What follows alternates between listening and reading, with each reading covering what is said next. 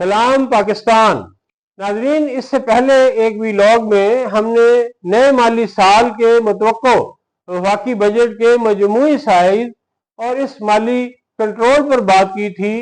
I am F کے ساتھ مذاکرات کے بعد اب تک کے مکمل راؤنڈ پر جو پیش رفت ہوئی ہے وہ ہم نے آپ کی خدمت میں پیش کی تھی۔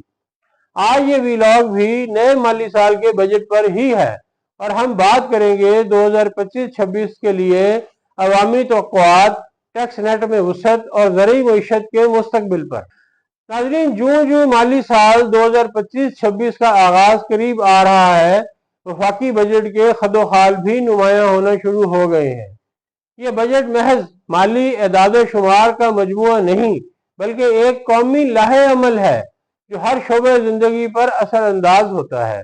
اس سال کے بجٹ میں خاص طور پر ملازمین کی تنخواہوں، پینشنرز کی حالت، زرعی شعبے کے مستقبل، ٹیکس نیٹ میں وسعت، ممکنہ مراعات اور حکومتی اخراجات میں تخفیف جیسے اہم نکات پر خاص توجہ دی جا رہی ہے۔ ناظرین، سرکاری ملازمین اور پینشنرز کی نظریں اگلے مالی سال کے بجٹ پر مرکوز ہیں۔ مہنگائی کی موجودہ بلند سطح کو دیکھتے ہوئے سرکاری ملازمین بجا طور پر امید لگائے بیٹھے ہیں کہ ان کی تنخواہوں میں خاطر خواہ اضافہ کیا جائے گا۔ ذرائع کے مطابق حکومت 15 سے 20% تک اضافے پر غور کر رہی ہے، تاہم آئی ایم ایف کی شرائط کے تحت اخراجات پر کنٹرول کی پالیسی اس راہ میں بڑی رکاوٹ بن سکتی ہے اور خیال کیا جا رہا ہے کہ یہ اضافہ 10 سے 15% ہوگا۔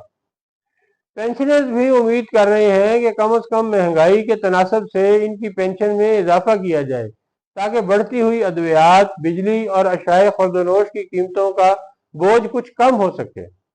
ناظرین، زراعت اور زرعی معیشت پر بھی اس نئے بجٹ میں بہت کچھ ہو سکتا ہے۔ کیا اس بجٹ میں کسانوں کی خوشحالی کے لیے کچھ خاص ہوگا یا پھر کسان ایک دفعہ پھر نظر انداز کر دیے جائیں گے؟ زراعت پاکستان کی ریڑھ کی ہڈی سمجھی جاتی ہے، لیکن بدقسمتی سے یہ شعبہ اکثر پالیسیوں کے حوالے سے پس منظر میں چلا جاتا ہے۔ نئے بجٹ میں زراعت کو سہارا دینے کے لیے کچھ مراعات متوقع ہیں، جن میں کھاد اور زرعی مشینری پر سبسڈی اور سستے قرضوں کا اجرا شامل ہو سکتا ہے۔ دوسری طرف ایک بڑی خبر یہ بھی ہے کہ زرعی آمدنی پر ٹیکس کے نفاذ کو یقینی بنایا جائے گا، جس سے کسان طبقے میں تشویش پائی جاتی ہے۔ ماہرین کا کہنا ہے کہ اگر حکومت نے زرعی اصلاحات اور ٹیکس کو متوازن رکھا تو یہ شعبہ زرعی ترقی کی نئی راہوں پر گامزن ہو سکتا ہے۔ ناظرین، یہ سوال اہم ہے کہ ٹیکس نیٹ کی توسیع ہوئی تو کون کون اس کی زد میں ہوگا؟ حکومت کی کوشش ہے کہ محصولات بڑھانے کے لیے نئے ذرائع تلاش کیے جائیں۔ اس مقصد کے لیے تنخواہ دار طبقے، سگریٹ، مشروبات اور پراپرٹی سیکٹر میں اضافی ٹیکسی تجاویز زیر غور ہیں۔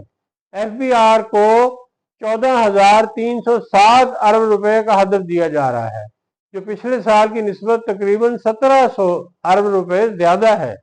اس ہدف کو حاصل کرنے کے لیے ٹیکس وصولی کی نگرانی سخت کی جائے گی اور غیر رجسٹرڈ کاروباروں کو بھی ٹیکس نیٹ میں لانے کی کوشش کی جائے گی۔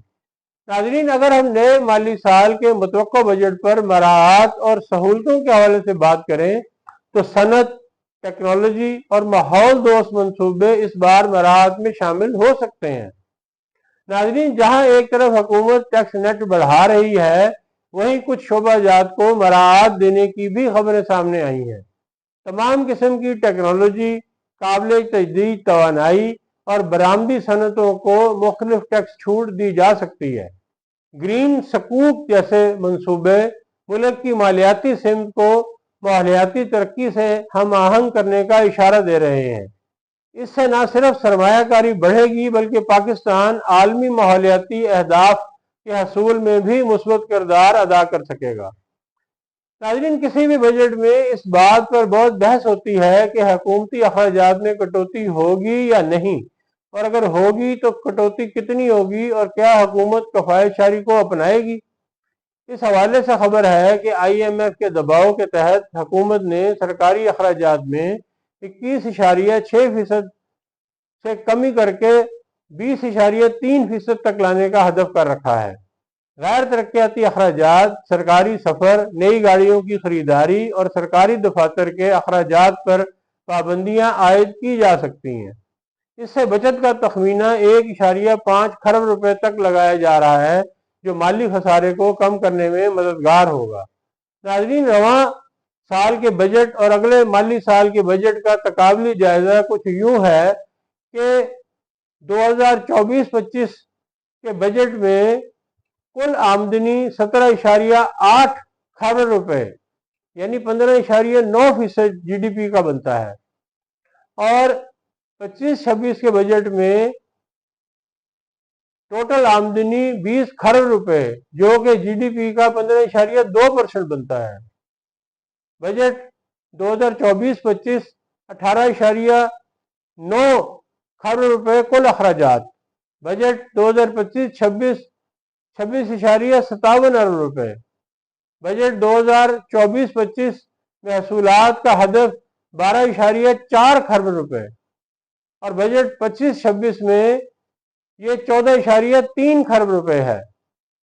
ناظرین، بجٹ 2025-26 دراصل ایک امتحان ہے کہ آیا حکومت معاشی اصلاحات، مہنگائی پر قابو، ٹیکس نظام کی شفافیت اور عوامی فلاح و بہبود کے درمیان توازن قائم رکھ سکتی ہے یا نہیں۔